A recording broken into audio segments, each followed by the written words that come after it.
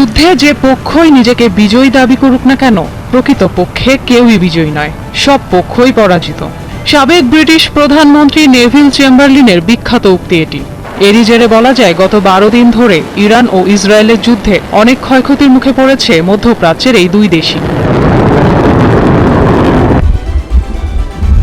প্রায় 2 সপ্তাহ যুদ্ধের পর মঙ্গলবার যুদ্ধবিরতি কার্যকর হয়েছে ইরান ও ইসরায়েলের মধ্যে।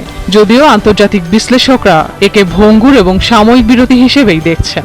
মাত্র 12 দিনের ভয়াবহ এই সংঘাতে ব্যাপক ধ্বংসযজ্ঞ দেখেছে মধ্যপ্রাচ্যের দুই দেশের নাগরিকরা। তবে প্রশ্ন উঠেছে, যুদ্ধে কার ক্ষতি বেশি? ইসরায়েলের সর্বাধুনিক আকাশ প্রতিরক্ষা ব্যবস্থার নাম আয়রন ডোম। মূলত এটা এমন এক ধরনের ক্ষেপণাস্ত্র প্রতিরোধ ব্যবস্থা যা লক্ষ্যবস্তুতে আঘাত হানার আগেই শত্রুর ক্ষেপণাস্ত্রকে আকাশেই ধ্বংস করতে সক্ষম। ইসরায়েলের কাছে তাদের এই আয়রন ডোম জাতীয় নিরাপত্তা আর গৌরবের প্রতীক।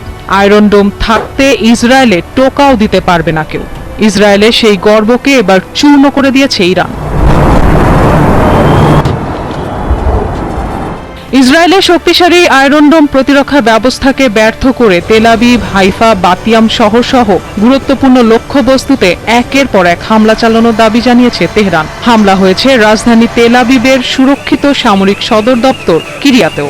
ইরানি হামলা থেকে রেহাই পায়নি ইসরায়েলের আবাসিক এলাকার বাসিন্দারা ও দখলকৃত ভূমির সেটেলাররাও। ইসরায়েলের বিদ্যুৎ কেন্দ্র, পানি পরিশোধন প্লান্ট, তেল ডিপো ও গ্যাস স্টোরেজে সরাসরি আঘাত হানার দাবিও করেছে খামেনির দেশ। ফলে বিদ্যুৎ সরবরাহ বিঘ্নিত হচ্ছে বিভিন্ন শহরে, ব্যাহত হয়েছে ব্যবসা বাণিজ্য। টানা 12 দিনের সংঘাতে ইসরায়েল জুড়ে ক্ষয়ক্ষতির পরিমাণ কতটা ভয়াবহ তা তেমনভাবে সামনে আসেনি, কারণ ইসরায়েল ক্ষয়ক্ষতির তথ্য প্রকাশে নিষেধাজ্ঞা আরোপ করে রেখেছিল। তবে আন্তর্জাতিক গণমাধ্যমগুলো জানিয়েছে, গত 12 দিনে ইরানি ক্ষেপণাস্ত্রের কারণে সৃষ্ট ক্ষয়ক্ষতির জন্য জনগণের কাছ থেকে 39,000 ক্ষতিপূরণের আবেদন পেয়েছে ইসরায়েল। তবে যুদ্ধে ক্ষতি হয়েছে ইরানেরও।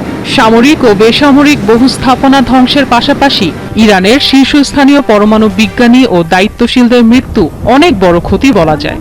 এছাড়াও নাতাঞ্জ, ফোর্দো ও ইস্পাহানে যুক্তরাষ্ট্র ইসরায়েলের হামলায় ব্যাপক ক্ষয়ক্ষতি হয়েছে দেশটি। যদিও তেহরানের দাবি, ওই হামলায় তাদের তেমন কোনো ক্ষতি হয়নি। মাত্র 12 দিনের ভয়াবহ এই সংঘাতে ইরান ও ইসরায়েলের বিভিন্ন শহরে বহু স্থাপনা ও সম্পদ নষ্ট হয়েছে। স্বজন হারিয়েছেন অনেক ইরানি ও ইসরায়েলি নাগরিক। ইরানে ইসরায়েলি হামলায় নারী, শিশুসহ 600-র বেশি মানুষ মারা গেছেন। অন্যদিকে ইসরায়েলে নিহতের সংখ্যা 28, আহত হয়েছেন শত শত। যদিও দেশটি হতাহতদের সঠিক সংখ্যা স্পষ্টভাবে জানায়নি।